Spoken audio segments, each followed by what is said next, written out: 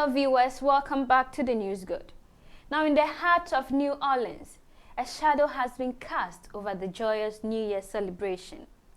The recent terrorist attack on Bourbon Street has left many with more questions than answers, and the victim stories are heart-wrenching. 14 people were killed and over 35 people were injured in the attack in the early hours of New Year's Day. The ugly incident has affected many innocent souls who were caught in the crossfire of this senseless act of violence. The attack claimed the lives of a football star, an aspiring nurse, a single mother, a father of two, and many others. The FBI is investigating the New Year's incident on Bourbon Street as an act of terrorism. 8 victims are among the 14 people who were killed when a car drove into the crowd in New Orleans on Wednesday morning. Some have been identified by family members. Among them was Martin Tiger Birch, a 27-year-old former Princeton University football star whose life was cut tragically short. Known for his ferocious spirit on the field, Martin's death has left a void in the hearts of his family and friends. Nikira Cheyenne Dedo, an 18-year-old aspiring nurse whose dreams were shattered in an instant.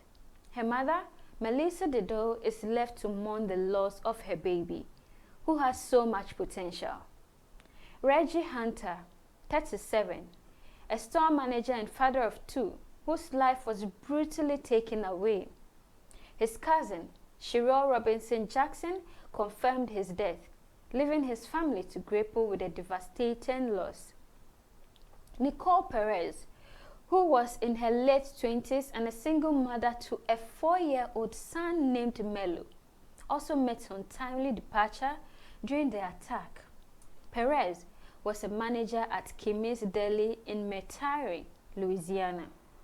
Other people who were also killed during the attack include Matthew Tenedorio, Karim Badawi, Hubert Gethro, Drew Dauphin. These are just a few of the names that have surfaced, each story more heartbreaking than the last.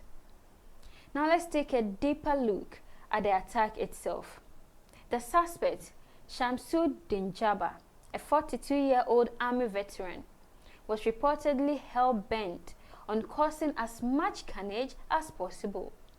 Armed with a pickup truck and an AR-style rifle, Jabba plowed through the crowded street of New Orleans, leaving a trail of destruction in his wake.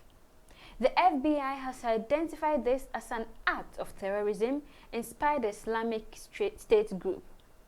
Jabba, a convert to Islam, had a history of criminal behavior and mental health issues. He was previously stationed at Fort Liberty, formerly known as Fort Bragg, and had a string of DUI charges to his name.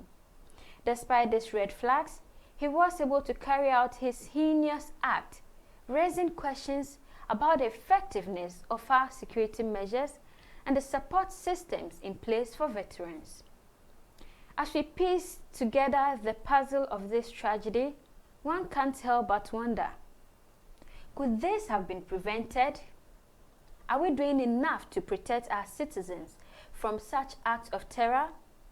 And what about the victims' families who are left to pick up the pieces of their shattered lives? This attack is a stark reminder of the fragility of life and the ever-present threat of terrorism. As we mourn the victims and seek justice for their deaths, we must also reflect on the systemic failures that allowed this tragedy to occur. It's time for a serious conversation about our national security and the support systems for those who serve our country. This is the News Good. Subscribe, like, and share our content for more global updates. We mourn those who died in the attack. Our condolences are with the family.